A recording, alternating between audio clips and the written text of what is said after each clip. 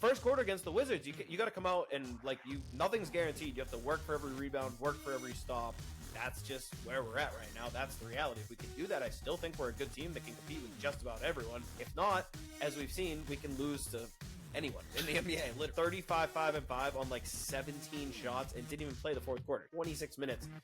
Outrageously good game. He was better than everyone else on the court tonight by far. This is his fifth 30-point game, I think, this season. Almost putting up a triple-double. He's hitting threes. He's clutch. He is running that offense to perfection. Isaac Okoro's been a great fit into what they're trying to do. They're playing a lot of Trey Jones. Nikola Vucevic, who I've talked shit on forever, is playing awesome for them. He hit the game-winning shot last. Screws loose, they done stripped the bolts on them. Shoulda never sent them to pick up the work for me. Sprayed the park and had my shit inside the car. Marcus Smart Boy was shooting with a 36 on him. Said if he wasn't in the rush, they was all goners. All right. Greetings, Chudlings. Welcome to another episode of Chuddy's Corner. It is Wednesday, November 5th. And the Celtics have righted the ship for tonight again against the Wizards. Not the best competition, but they went out and did what we would have loved to have seen them done last game against the Jazz, and they just basically kicked the shit out of the Wizards. 136-107 is your final score. Jaylen Brown, I think it was 35, 36, 35, 5-5 for Jaylen. Monster night. Career high for Minott, 21 points. All the starters are in double digits. Chud, let me bring you in here. You must be feeling pretty good tonight. Yeah, well, it didn't start off so good. I mean, kind of burying the lead here. Do you want to apologize publicly to Jordan Walsh now for saving the season, or do you want to save that for a little later in the show? I figured we'd get to Jordan Walsh. I mean, we certainly will. I texted you as soon as he came in and said, "Oh my gosh, maybe the tank is on." The reverse jinx. He had absolute great. Yeah, exactly. He had the turning point in the game. But for real, the first quarter, I mean, genuinely, like you said, half joking, but we were jokingly starting to talk, text about tanking because that got repulsive. Jaylen, 16 of the first 20 points for the Celtics. He was playing unreal. And it was like he was playing 1-on-5. He looked honestly like he was too good just for that basketball game. It was almost he went to a LA Fitness and there's just 9 solid players and he just jumped in. It was like, what is he doing in this game? But if it wasn't for him, the Celtics would have been getting killed because that first quarter was so gruesome. The defense was bad. The rebounding was bad. Had Sarr looking like Kevin Garnett out there on both ends. He was grabbing every rebound, scoring down low at will. Keyshawn George had a nice quarter. They just, 13 second chance points too in the first quarter. And it looked it was like deja vu all over again. It was like, this is the gruesomeness of it. Nothing we could do. And then at the end of that first quarter, so I will say that it was weird because Pritchard got 2 fouls in literally 40 seconds and came out right away, which kind of messed with the subs and this and that. And then Jaylen, I think by the end of the first was exhausted, rightfully so, because he was being absurd and just so aggressive. Those 16 points were all blowing by his guy, driving, rising up in the mid-range, just a beautiful barrage of scoring. But then they went through this lineup at the end of the first that was I think it was Sam, Hugo, Simons, Garza, and Shireman. And I was like, what are we doing? And sure enough, they were just pick and rolling us to death. And it was the most basic offense they would run. And we would just stumble around and give up an easy dunk or an alley-oop or whatever. It was repulsive to watch. They scored 37 in the first quarter. This is an improved Wizards team. I like a lot of these young players, but that is just unacceptable for a team that's trying.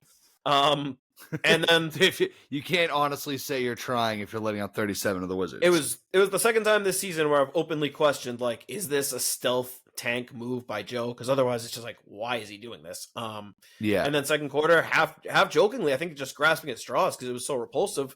Walsh came in. I think that's when you. I don't know if I texted you or not. I don't know if I texted you this or not, but sometimes with some of the lineups early on, I was like, at some point, you have to just settle on lineups. The tinkering needs to stop because some of those lineups were just so bizarre, like you said. And that one to end the quarter was horrendous. So, yeah, he did find something though. If you want to get to the Walsh part, I don't know if that's that was lead out to Walsh. I honestly, like you said, we were texting about making a tank meter, and here they are going with this lineup where I think, like you said, the tinkering was just Joe went to Walsh probably because he's like, I got to do something. Walsh was great. It was like another version of Minott out there. Exactly what we need. He's flying around. He's getting every rebound, getting his hands on everything, knocking down his open shots like a breath of fresh air, honestly, on the court. And it was him. Then Minott came back in, who Minott sat for way too long. Also, like that was the weirdest part of the rotation. It's like, how are we not staggering this? Just have Brown, White, Pritchard, Minott, Queta. They're all on the bench at once in the first quarter. It's like how you just have to plan better for that. The lineups were weird to start. Yeah, that was just bizarre and rightfully so. Like it didn't look good. But again, then we made that switch and it was those three guys, the energy guys, Walsh, Queta, Minott, completely shifted the game with their energy. And I think it started with Walsh, honestly. He got a couple rebounds, a couple steals, then hit his first shot, and suddenly it was like, here we go. Pritchard hit a shot, White hit a shot, and then it felt like opened up the floodgates a little bit, continued from there. But just a much more serious team, like playing defense, rebounding the basketball. Like it was a lifeless first quarter. Tough to watch. And then the last three quarters from there, just anything but. And almost everybody had it clicking again. But I got to start with Walsh, and then that Walsh, Minott, Queta trio. Total energy shift. Motor boys. Obviously, as you mentioned, Jaylen, 35, 5 and 5 on like 17 shots and didn't even play the fourth quarter. 26 minutes. Outrageously good game. And again, he was better than everyone else on the court tonight by far, but good. Like he went out and that's what you're supposed to do. He absolutely took care of business. Incredible performance. Jaylen, the way, this is his fifth 30-point game, I think, this season. Yeah. I think the first option, Jaylen, where the results are sort of in, like he's like when he plays like that, aggressive like that, because that's what that was. And it wasn't like, I think he's kind of got a reputation for sometimes playing like a little wildly in moments like that. Like his like aggressiveness sort of turns into this almost sloppiness. But this year it's just been like crazy. Like he's getting to his spots, he's getting shots up, he's doing a lot from the mid range too. Yeah, he's just got a lot of great moves that he's pulling out. That it's pretty impressive to watch. And like you said, we would have been dead in the water, and as dead as we were in the first quarter, we would have been absolutely game over, even more dead. Yeah, Doubly but dead. it's again, it's like at the beginning of the year, if people were telling you like, oh, it's 7 games in and Jaylen's averaging 32 points a game or whatever, they would have assumed like, great, it's probably 28 shots a night and like disgusting ISO ball, and it's not that at all. 13 of 21 tonight, only 1 turnover. You mentioned the 5 assists. Like he's just playing super efficient. And you mentioned it's the aggression. It's like he really is kind of taking on that, like, what does the team need? And it was like tonight he could sense, okay, we have no rim pressure, no aggression. I'm going to do it. And he like single-handedly did take over. And then he had that other sequence towards the end of the first half where he had 2 hard takes right at them. Should have been an and one. And he just like learned early in this game. He looked around. He's like, this Wizards team, you got some athletes, but this team has nobody who can guard me. And he's just going right at everyone, getting to his spots. Scal compared him to SGA, scoring bag at one point. And I mean, there were some similarities. I get what he's saying. It was the way he was being so like decisive about like, I'm getting to this spot and scoring, and there was nothing you could do about it. And he was doing it over and over again. But just so I knew he was cooking. He had that like, he was just dribbling between his legs and that step back 3 that he hit. That was filthy. And from that moment on, that was like the only heat check. This was going to be special.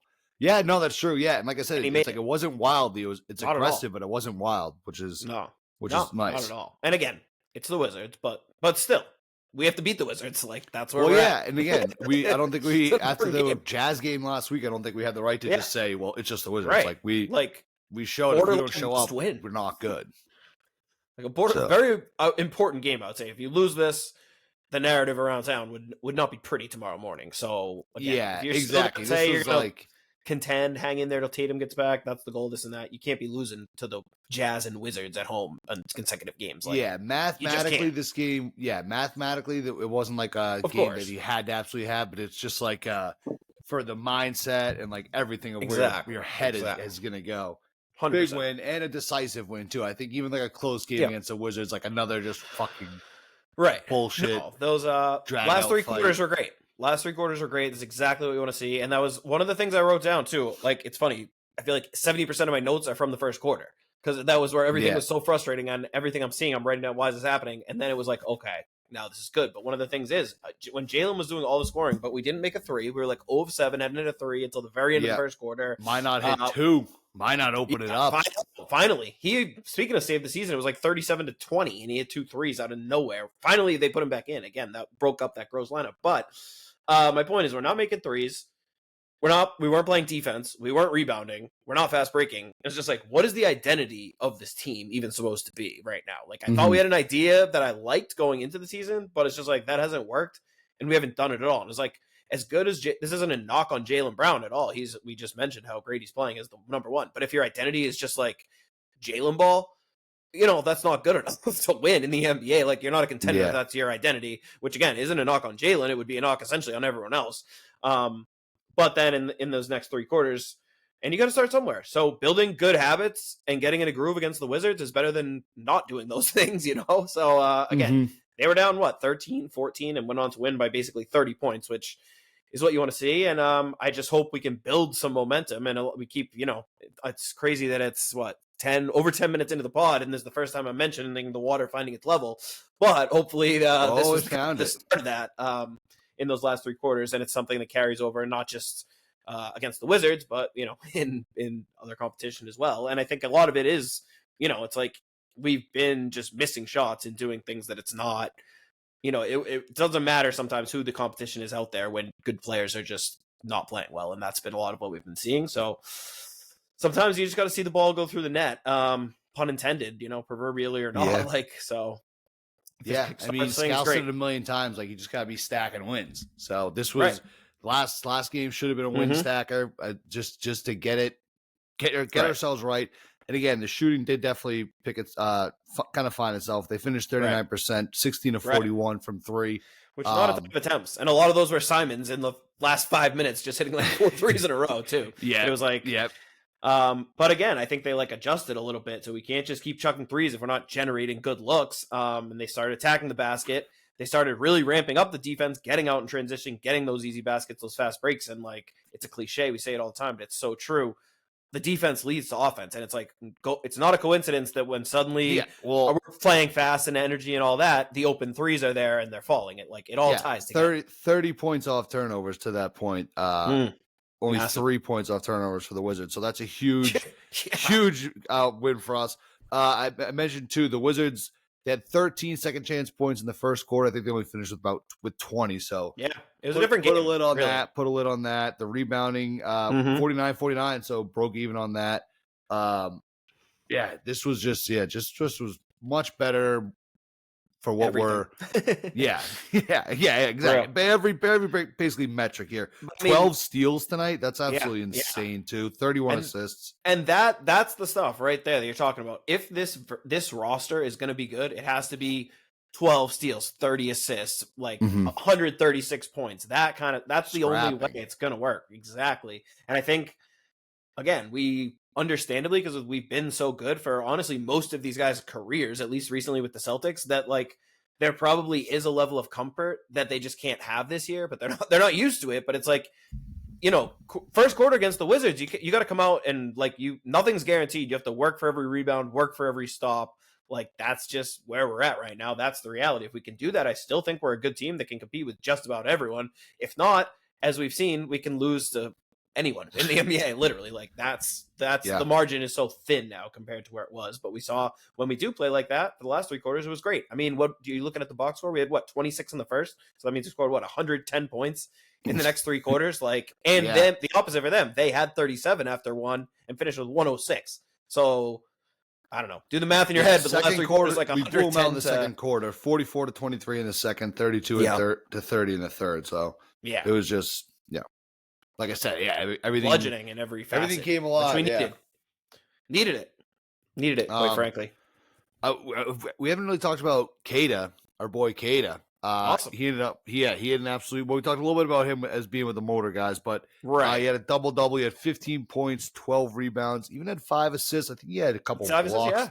And 7 of 7 shooting. Right, didn't miss a shot, I believe. Yeah, didn't miss a shot. It was a couple big dunks early on. Special up there of guys with at least 100% shooting, double-digit rebounds, and 5 assists. There's a short list that Queta joined tonight. So great performance, and it is the difference. And on the negative, I was going to bring up Garza.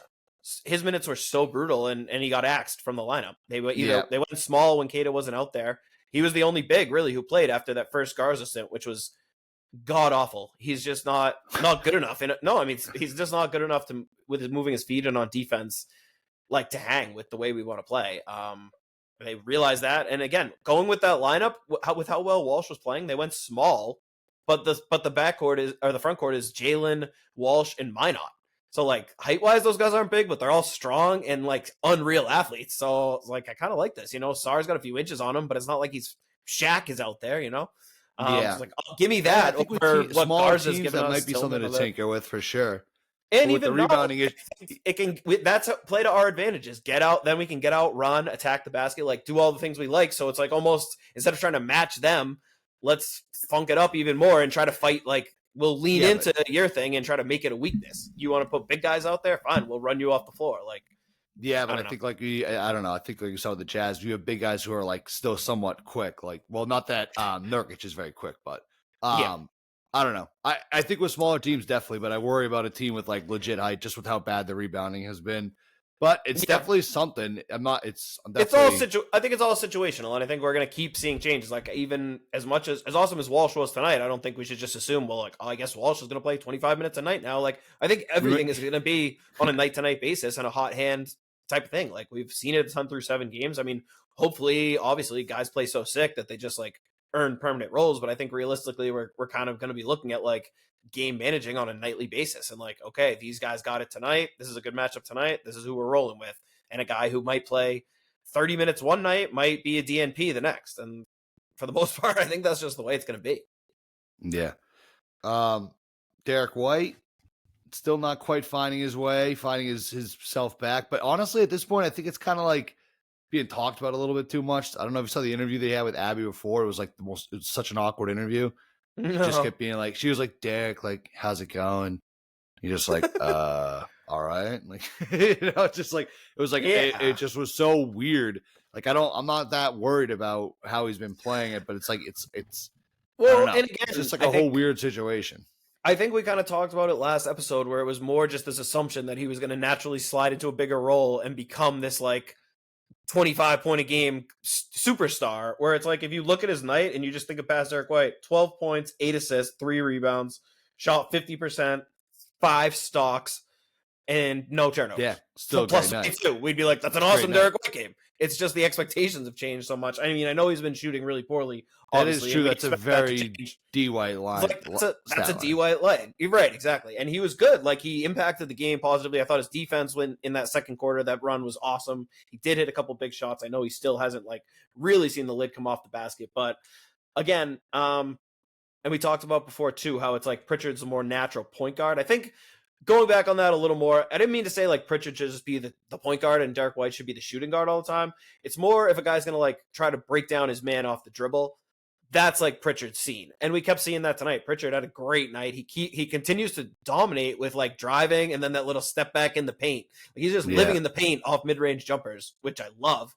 And he's so good at it, but it's like, that's kind of his game, like playing one-on-one against guys where Derek White, he's great. Give him a pick and roll, let him start a play, elite passer, obviously just a great decision maker. He's almost too like unselfish to play that role. And I think that's why it looks a little awkward sometimes when he's trying to run the show. And it seems like it's almost in his head where he's like overthinking, oh shit, I have to play this new role now. And it's like throwing him off, where when it seems like he's at his best when he's just playing his own kind of natural being D White.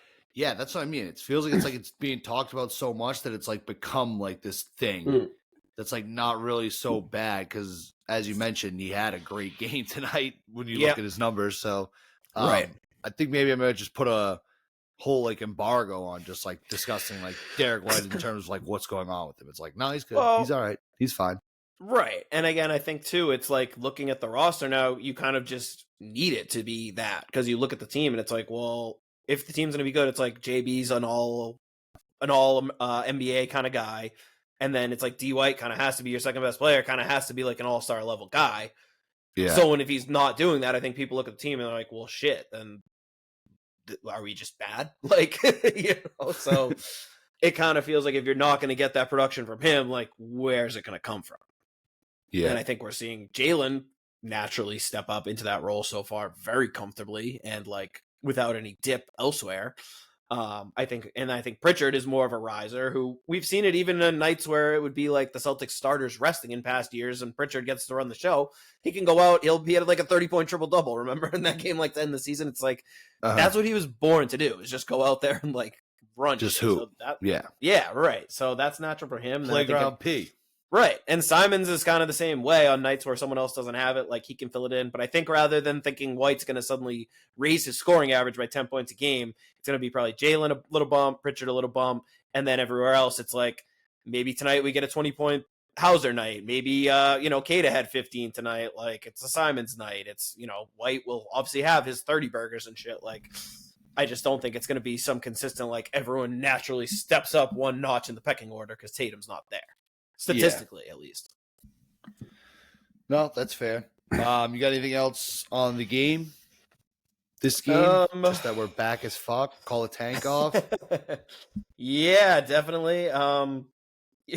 That peak of when it felt like the tank was not off was that possession where they just like couldn't even get 1 inch of separation that ended with Baylor shooting like a Dirk 40-footer, like one-legged absolute brick off like rim and backboard. Oh, come on. We're always taking shots to the Shire here. I know. It was just so ugly. I had to point out that play. It was so brutal. Dark times. Mentioned that end of the half a little too, but they felt like that was when we really pulled away. We had just taken the lead after that huge second quarter, and then Jaylen had that basket, then finished the half with Jaylen got the steal, and then alley-oop to Minott. I think we went up 8 or 10 at half, and it felt like, okay, we're off and running now. Yeah, that was huge too. Over. Awesome segment. Later in the game, also Jaylen, I think it was probably his last assist near the end when he drove in, kind of drew the double team, almost no look, dumped it to Minott. Not almost no look. That was like a straight up no look. That was a sick pass. Yeah, and then an absolute poster by Minott all over Bagley. Yeah. That was Minott also almost had a poster over Sarr. Like if that, I know it ended up getting overturned as an offensive foul or whatever, but he had that thing cocked back, dude. That was crazy. Yeah. I know he dunked like that. Oh, what a find, dude. What a fucking find. He's just sitting on the bench in Minnesota. What the hell? Seriously. Unreal. Yeah. Great it's like, game. What's the catch? What am I missing? Arguably the game of his life. Arguably the game of Walsh's life. Maybe not Queta, but in the mix, like a lot of guys having some really, really good performances tonight. Hopefully this is something to build on. This is good for the Queta resume this year, though. He's kind of seeming like he's the only big that's solidified his spot, obviously. That's what I was just going to say. I think he's right now the only big guy I trust. We're going to have to give the other guys more chances, and hopefully at least in certain matchups we can find it. But I don't know. It's going to be tough. I think it's going to be... the bigger question it raises is like, okay, when Tatum is back, whether it's the end of this year or next year, but like as soon as Tatum's back, obviously we're trying to win the East again immediately. All systems go. Like we're going to have to address the big man position some way or another, like sooner than later. And like Queta can be like pretty good, I would say. He can be a part of that, definitely. Right. He can almost be like, I would think they'd have another center or something in mind, and then Queta could almost be like the cornet to that. I know not exactly style wise, but minutes wise. No, if Queta's your backup, or even get another guy who's like roughly equivalent to Queta, but maybe like a different style, like more of a pick and pop guy, like a stretch big. But just someone who's like equally on that level. To isn't that what Boucher's supposed to be? Well, I mean, a much better version of that. All right, is what I ideally want. I mean, that's kind of the idea. But Boucher's more of a power forward. Like I don't know. He's not a true center. Either way, that's a future issue, not a tonight issue. But I guess in closing, would love to give my few thoughts on the Wizards, who might not have looked at from the end of tonight, but I mean, I feel like these are a lot of your league pass teams that we typically my darlings. Yeah, they're all growing up. So again, just like you were on the Jazz minute, go ahead, give yourself a Wizards minute. You've been with these guys. Well, I like what they're doing there. Finally, it's so many years where they were just in purgatory doing. I think the worst thing in the NBA you can do is be in the middle, be finished like in that play-in mix, and that's what the Wizards were with that like Beal and Wall after Wall forever. With like it was like 5 years of purgatory with Beal, whereas like everyone with a brain was like, this team is going nowhere, blow it up, tank. Ownership refused to do it. The new front office finally has done this, and it's like immediately a fun team. Sarr, again, I think he looked a little better because our front line's so bad, but he's a good one. Like for a weak draft last year, I think they got a hell of a player. Yeah. Shout out to a friend of the show, Drew Gooden, who we interviewed 2 years ago. That was his guy. I asked him on the street, who do you want the Wizards to get with that pick? He said Alex Sarr. Looking like a great call right now that they were able to get him at 2. I mean, he looked like a franchise building block tonight. He's still like, 20 years old? You could see it on both ends. Like, he could be a defensive anchor and an offensive guy. He's still got a lot of growing to do. But again, he's young. I love what they're going there. Trey Johnson, the kid they drafted this year, only saw a little of it, but he is a sniper. When he gets like an inch of space, he's burying it.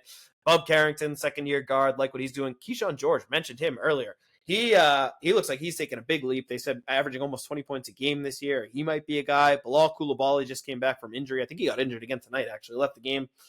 He's like a little bit of a Swiss Army knife two-way guy, like what they got going on there. Fun team. And honestly, a hilarious team to watch right now, especially with Middleton out, because it's like CJ McCollum is just such like out of place in that crew. Yeah. When he comes in there, like, wait a minute. Is that someone who's like older than 22? It's like one of the most veteran guys in the league. A great guy, McCollum, a pro.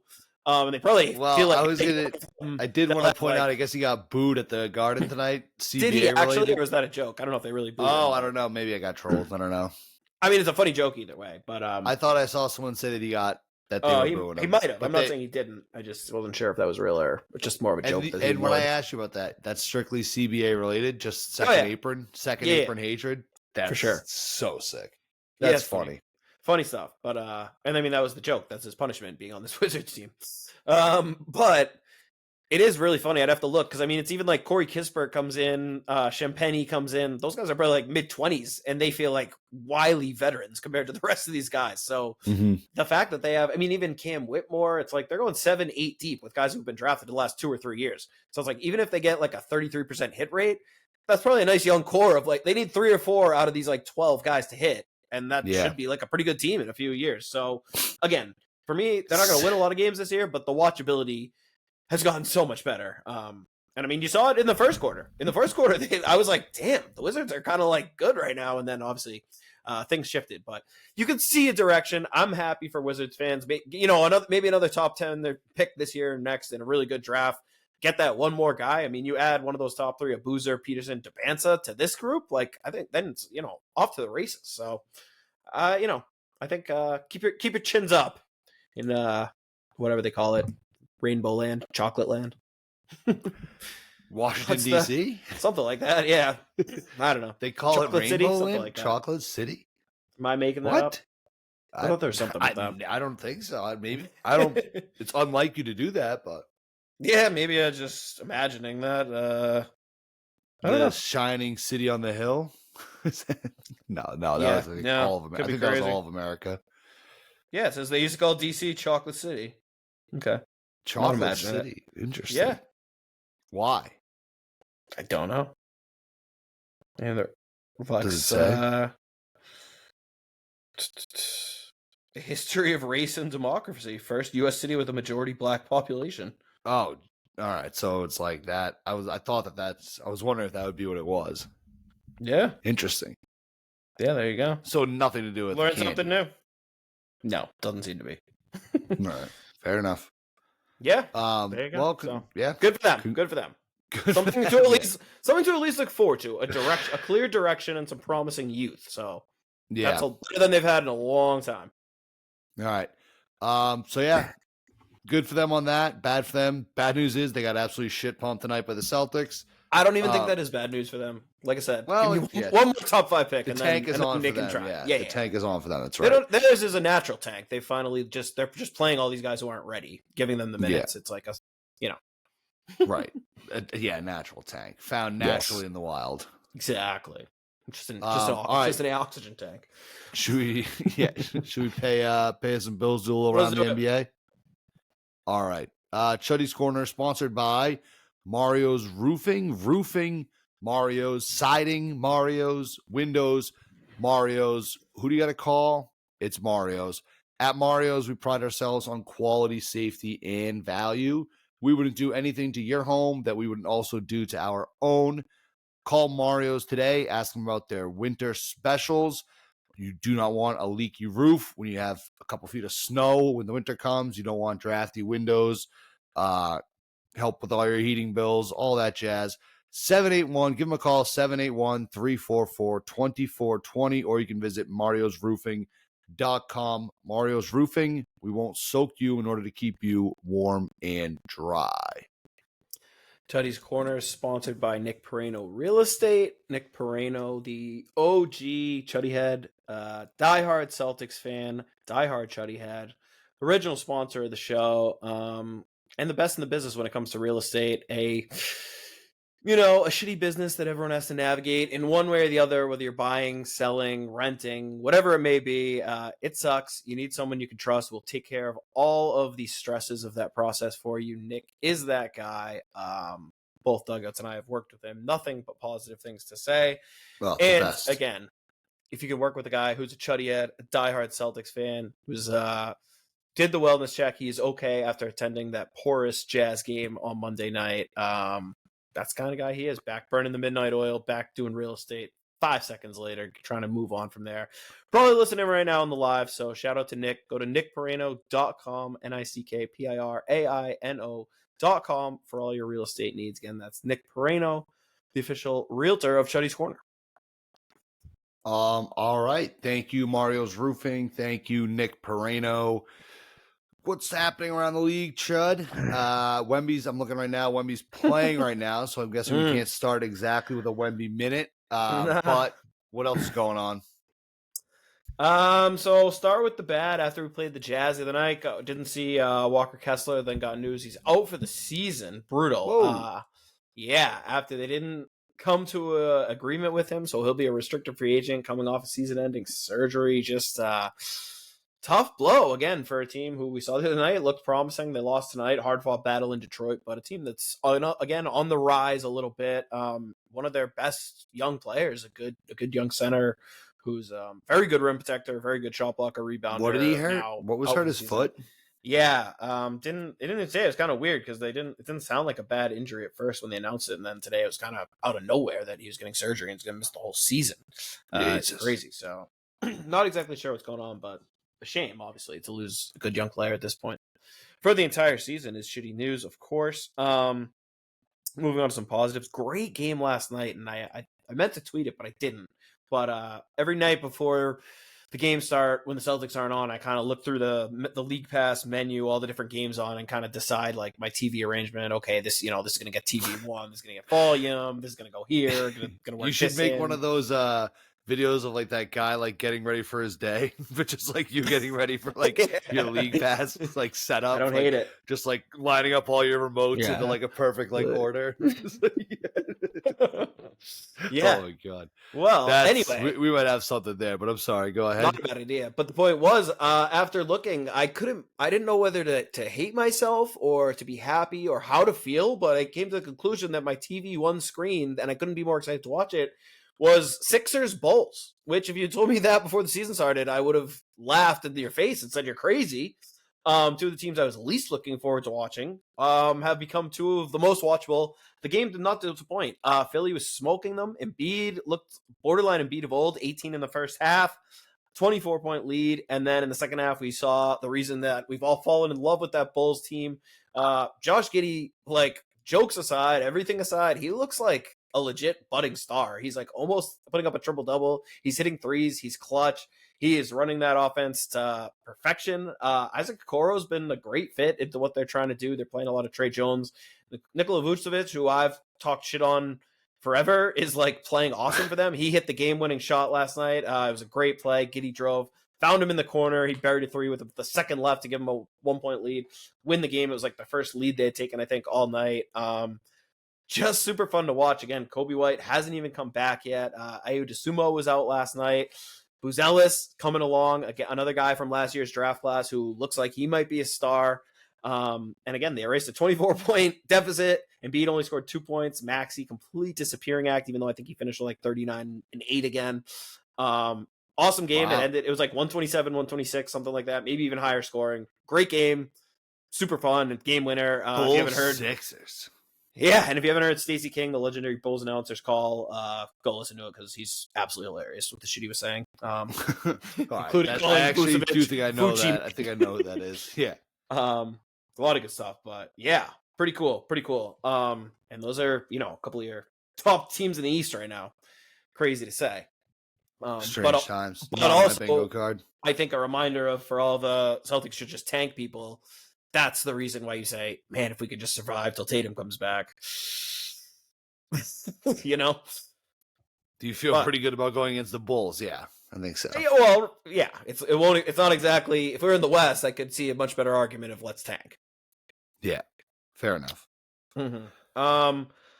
For another East team that we thought would be good, but has not been, the Magic. Another big game last night on the Cock against. Next up on the schedule. Yeah, exactly. They played the Hawks last night in a game of, I think, the two most hyped East teams this offseason that were supposed to jump into being contenders with their great offseasons. The Hawks got the win almost start to finish. The Magic still just look bad on both ends, not getting stops, and the offense is not any better. Desmond Bane just like struggling a shitload, scoring like single digits, can't shoot. Very, very weird for a guy who you would think is as malleable as almost any borderline star in the league. Like that was one of the most attractive things about him. That he I was going to say, wasn't that his whole selling point, that he's going to just fit right in with what they do? Exactly. And it just, for whatever reason, it has not at all. Frustrations boiled over last night. He committed a foul and then basically chucked the ball at the guy, got ejected in the midst of a blowout loss. So really ugly start for the Magic. Paolo and Franz both kind of struggling as well. Jonathan Isaac looking like he might be out of the league. So again, this is a team before the season. They were my dark horse pick to win the East. Now it's like, what the hell is going on? So again, the personnel is too good. You expect they're going to figure it out, but early returns have not been pretty at all for a team that's relatively all in at this point.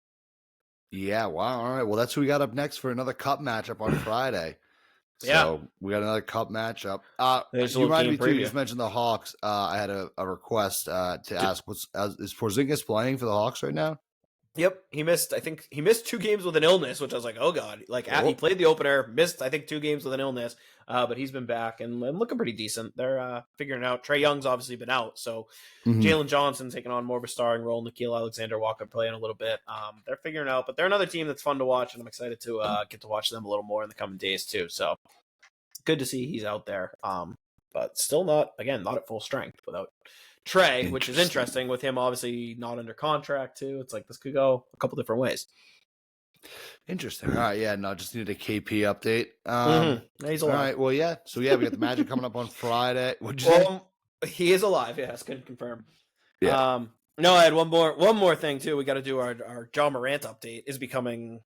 I don't know who was our recurring updates before. Embiid, Paul George. Embiid, Embiid was most of it. Got that. I think Ja's going to be lining up for. Why? What did he do now? Yeah, well, it's not him doing anything more. It's the reports of now the first you get Windy coming out and saying there's no trade market for him. Which again, if you listen to the first Chuddy's Corner episode when you asked me, I kind of said like I don't see how any team's lining up to trade for him right now. Right.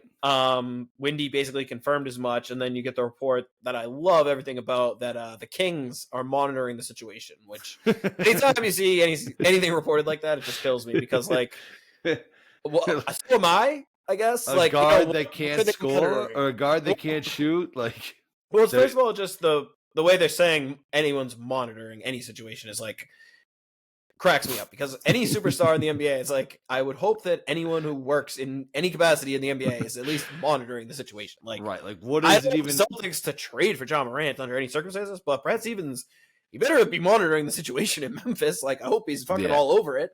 Well, and like, so what is even monitoring? Like, what qualifies as monitoring? Like, I mean, I'm scrolling. Yeah, exactly. I guess I'm monitoring it. We're monitoring. Chuddy's Corner is monitoring the Ja situation. We are. We're standing by. Yeah. But then also it's just so funny when it's like Ja, who's like, as a, obviously when he was great, he hasn't been great and he hasn't been reliable. And it's just something about him. Like even the idea of him is almost like gives you like like Ja Morant. All right. Like, okay. Yeah. And then it's like, who's the one team going to come out? And it's like the first team attached obviously is the Kings. That should kind of tell you everything you need to know. Just about the Ja trade market. About the whole situation. Yeah. Like honestly. And that would just be like so perfectly Kings. Like, yeah. That'll work. Let's do that. Which, I mean, whatever. I don't even know like what to say, but that was just funny. And then I did see the Timberwolves, which I think when you asked me off the top of my head to name teams, I think I said the T-Wolves were one team I could see making sense. Slotting him in as like a Mike Conley replacement. It'd be a bold move, but Tim Conley is a bold GM. And, if he sees the value play and thinks, shit, this is worth a gamble, I can get him right now. I mean, I'm sure the price to get him right now is probably better than it ever would be. Will be. Yeah, maybe it could get better, I guess, but probably definitely better than it. It's very attractive if you think that there's still a star player in there and you think, hey, I can put him and Ant in my backcourt for the next 5-10 years and that should be pretty good. That's one crazy backcourt right there. Yeah, exactly. But is that version of Ja Morant still there? I guess is the question. And given the contract, I wasn't necessarily talking about on the court craziness. Okay. Yeah, that's also just fair. In general, that could be something Definitely worth monitoring. Fair. That would also be a situation I think a lot of people would be monitoring. I will, wherever he goes, I will monitor Ja Morant as long as he's in the NBA. That is what Chuddy's Corner promised to you, the listener. Chuddy will be monitoring all Ja Morant situations, at least until he's retired. What even if he plays overseas? I'll be not as closely monitoring it, but there will probably be some level of monitoring because that also sounds like a pretty interesting situation. That's true. I can see him having a great renaissance over there. Like, who was the guy? Who was it? Was it not what's Starbury? Didn't Starbury go over there? And yeah, dominate? He renamed himself to something Panda, like Peace Panda or something. Went full like Artest. Oh, the Peace Panda. Marbury became like an absolute legend. I need a Peace Panda jersey. Panda Shanghai it's Peace Sharks Panda, jersey. But it's something like that. I'm pretty sure Panda was in like the title of. Gotta be, yeah. Changed his name to. It's great. Dwight Howard has been dominating. I think in the Taiwan league too. There's been a few guys who've gone over and made a name. Well, so we're monitoring it. We'll keep monitoring it. Exactly. You can hear it being monitored right here on Chuddy's Corner. All right. You got anything else around the league? Nah, I think that's a good place to put a stamp in it. Get ready for the Magic. Get ready for the Cup. Fire it up. Cup. Oh yeah. Big one. Huge, massive one. We can take control of the group with a win against the Magic. Did the Magic win their first Cup game? Not sure. Ooh, so that could be interesting. Yeah. And we're at least tied for the lead of the group. So perfect. All right. Well, we'll see everyone back here again on Friday. If you're listening live, thanks for listening in. You can check us every game live on our Twitter at Chuddy's Corner. Check that out. He's at King Chuddy. I'm at Doug_outs. Make sure if you're listening, you like the pod, go follow it. Smash the subscribe button. Tell your friends to do the same. We're on YouTube, Spotify, Apple Music, Amazon. Anywhere you get your podcast at, you can find Chuddy's Corner, and you'll find us after every Celtics game. Thank you all for listening. And again, Celtics got a big-ass win. We're back on board. The tank is off for now. Tank ratings coming soon. We're going to have a scale coming out soon about what level tank we're at. I'd say we're at one of the lower levels after tonight's game. So it feels good. Chuddy Heads, take care. Peace out, Chuddy Heads.